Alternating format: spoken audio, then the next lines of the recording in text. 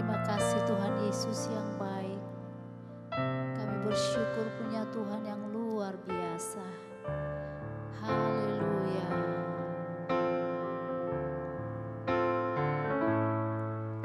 Ku masuk ruang Maha Kudus dengan darah anak domba.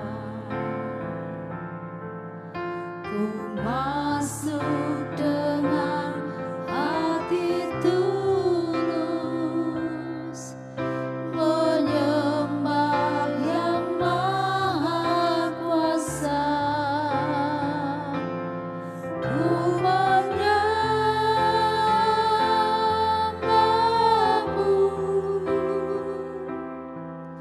ku sembahmu.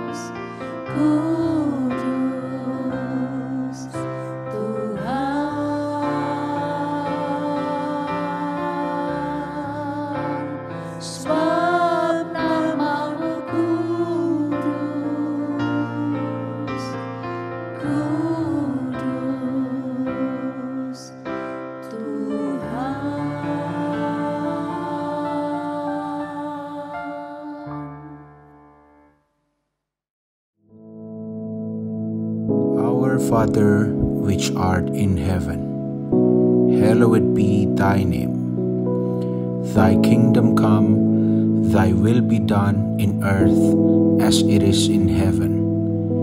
Give us this day our daily bread, and forgive us our debts, as we forgive our debtors. And lead us not into temptation, but deliver us from evil.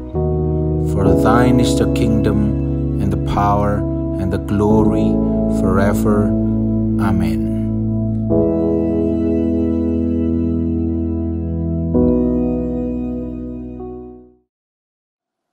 Puji Tuhan, saudara-saudaraku sekalian yang dikasihi Tuhan.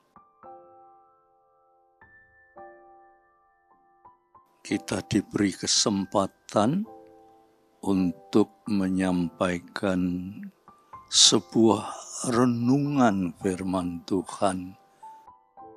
Biar kita perhatikan betul-betul, biar ini menjadi landasan bagi kehidupan kita sebagai orang yang percaya kepada Tuhan.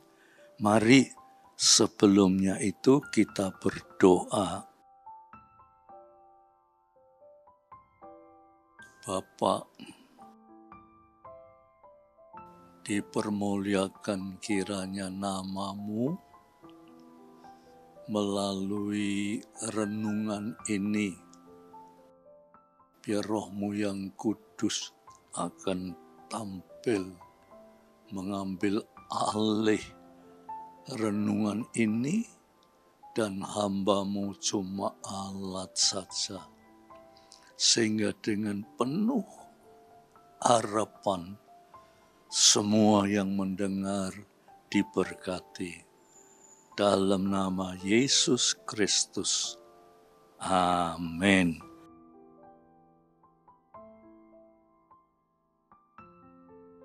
Ayat yang saya ambil pada kesempatan ini terdapat di dalam Roma pasal 7. Surat Roma pasal 7 ayat yang ke-15. Ya. Roma pasal 7 ayat yang ke-15 dikatakan begini, saudara ya. Sebab apa yang aku perbuat, saya ulangi, saudara.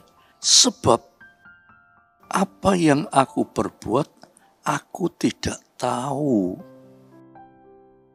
Karena bukan apa yang aku kehendaki, yang aku perbuat, tetapi apa yang aku benci, itulah yang aku perbuat. Ya, jelasnya begini. Apa yang saya perbuat itu, ya, mungkin sehari-hari apa yang kita perbuat itu dikatakan aku tidak tahu. Karena bukan apa yang aku kehendaki, yang aku perbuat, tetapi apa yang aku benci, itu yang aku perbuat. Kata-kata ini ya saudara, nek dipikir secara manusia yang berpikiran sehat, secara manusia ya saudara, tidak benar.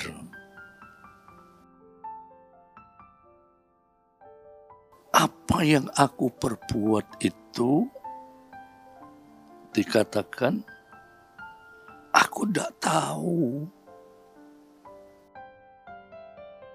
Karena bukan yang aku kehendaki yang aku perbuat, tetapi justru yang aku benci yang aku perbuat.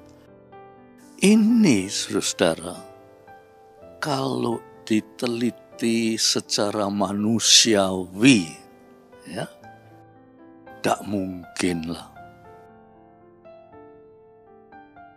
Tidak mungkin apa yang kita perbuat kok kita tidak tahu, itu tidak mungkin. Secara manusiawi ini hanya mungkin diperbuat oleh orang gila. Orang gila itu apa yang mereka perbuat itu mereka tidak ngerti. Tetapi saudara-saudara, ya,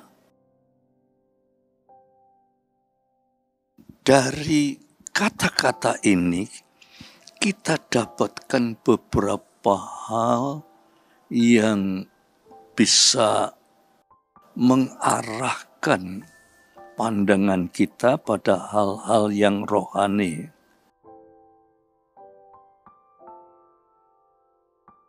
Dari kata-kata ini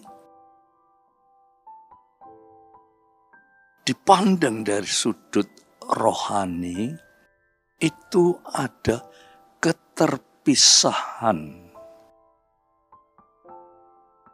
Keterpisahan antara otak dan otak pikiran kita dan perbuatan kita. Itu disebut di dalam bahasa asing itu disebut schizofreni. Keterpisahan antara otak dan perbuatan. Ini dilihat dari sudut pandang bahasa asing. Dipandang dari sudut rohani bisa terjadi karena di dalamnya itu ada dua kemungkinan. Di dalam bahasa Alkitab dikatakan ho exo anthropos. Ho exo anthropos. Yang kira-kira kata-kata itu berbunyi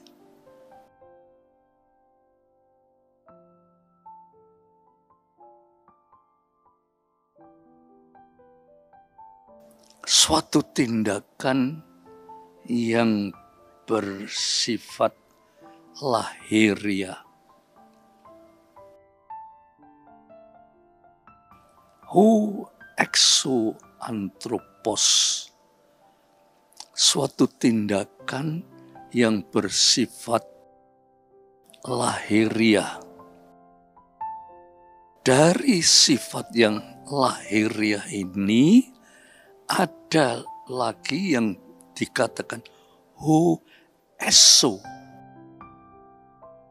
Kalau tadi exo anthropos, tetapi dipandang dari sudut batinia itu ho eso. Exo lahiriah, eso batinia. Jadi saudara, sekarang saya coba kembali ya. Apa yang aku perbuat itu aku tak ngerti.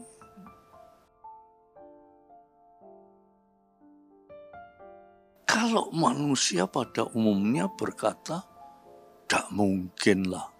Itu hanya orang gila. Orang gila itu tak ngerti apa yang dia perbuat. Ini secara manusia. Atau mungkin kata-kata schizofrenia, yaitu keterpisahan antara otak dan perbuatan. Jadi otak kita berpikir, tetapi perbuatan kita lain. Itu bisa juga antara perbuatan dan pikiran itu terpisah. Tetapi dipandang dari sudut rohani, ya saudara, dipandang dari sudut rohani, itu disebut ho exo anthropos. Artinya, itu cara berpikir yang lahiriah. Lahiriah itu bisa juga disebut cara berpikir secara daging. Lawan katanya yaitu ho eso, exo dan eso anthropos. Artinya cara berpikir secara batiniah. Batinnya itu bisa juga mungkin secara rohani, ya. Jadi dipikir secara jasmani atau secara rohani. Nah, mungkin saudara si rotok bingung, ya. Tadi dikatakan, sebab apa yang aku perbuat aku tidak tahu. Karena bukan apa yang aku kehendaki, yang aku perbuat, tetapi apa yang aku benci, itulah yang aku perbuat. Nah, apa yang aku perbuat itu aku tidak tahu. Sebab bukan yang aku kehendaki, tapi yang aku benci itulah yang aku perbuat. Nah, ini dipandang dari beberapa segi atau beberapa sudut. Kata-kata ini bisa diterapkan pada orang gila. Hanya orang gila lah yang tidak ngerti apa yang mereka perbuat. Tetapi bisa juga dipandang dari sudut pandang, yaitu keterpisahan. Di situ dikatakan schizophrenia, keterpisahan, ya, keterpisahan otak dan perbuatan. Otak kita berpikir gini, perbuatan kita begini, itu juga bisa begitu. Nah, yang pertama itu secara gampang saja, itu hanya orang gila yang dia berbuat tapi bukan yang dia kehendaki. Satu. Yang kedua, schizophrenia itu keterpisahan antara otak dan perbuatan. Sekarang ada pandangan yang ketiga, yaitu disebut ho exo anthropos. Jadi maksudnya pandangan secara lahiriah. Ho exo anthropos itu pandangan secara lahiriah. Bertentangan dengan pandangan ho eso. Tadi exo, exo, dan eso. Eso anthropos itu pandangan secara batiniah. Jadi lahiriah batinnya itu lain. Maka itu disebut sebab apa yang aku perbuat aku tidak tahu. Karena bukan apa yang aku kehendaki, tetapi apa yang aku tidak kehendaki. Ya, jadi sudah jelas ada pandangan secara manusia itu, manusia tak mungkin lah. Ya, secara gampang. Itu cuma orang gila. Yang kedua, dia berkata bisa. Keterpisahan, schizofrenia antara otak dan perbuatan. Yang ketiga bisa, yaitu orang yang dikatakan hoexo anthropos, artinya orang yang bersifat lahiriah dengan orang yang disebut hoeso anthropos, yaitu orang yang bersifat batiniah. Jelas ya saudara-saudara, itu menyebabkan apa yang aku perbuat itu aku tidak tahu. Sebab aku bukan yang aku kehendaki, tapi lain. Itu disebabkan itu. Tetapi dipandang dari sudut rohani dan jasmani, ya. Sekarang saya masuk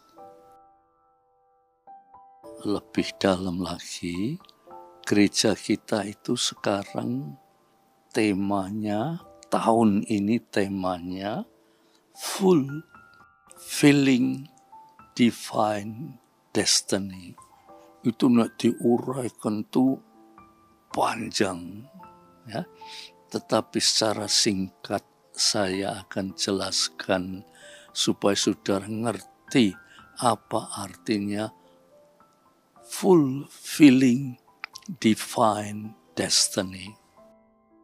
Ya, saudara, dipandang dari sudut rohani, kata-kata fulfilling destiny itu artinya menurut kehendak Allah. Menurut kehendak Allah. Itu secara sederhana dikatakan menurut kehendak Allah. Nah, sekarang saya simpulkan ya saudara, kita sebagai anak-anak Tuhan, ya, jangan sampai ada keterpisahan antara otak, pikiran kita dan perbuatan. Ya. Kedua, jangan sampai ada, ya, saudara-saudara, pandangan sebagai anak-anak Tuhan berpandangan secara lahiriah. Jadi orang Kristen tapi pandangan hidupnya itu secara lahiriah. Semua dilihat dari sudut lahiriah, tetapi harus dipandang dari sudut batinnya. Batinnya itu terarah pada hal-hal yang rohani. Nah, hal-hal yang rohani ini, gereja kita ini tahun 2023 itu temanya yaitu Eucharisteo, artinya bersyukur kepada Tuhan. Ya. Nah, tahun 2024 ini tema kita yaitu Fulfilling Divine Destiny. Untuk itu dengan ayat ini kita mau belajar ya saudara untuk mencapai pemikiran yang rohani. pemikiran yang rohani itu, yaitu fulfilling divine destiny. Allah itu sudah menentukan langkah-langkah hidup manusia.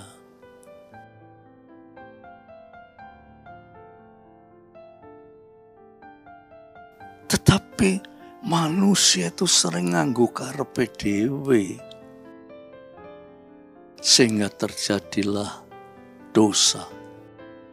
Nah, fulfilling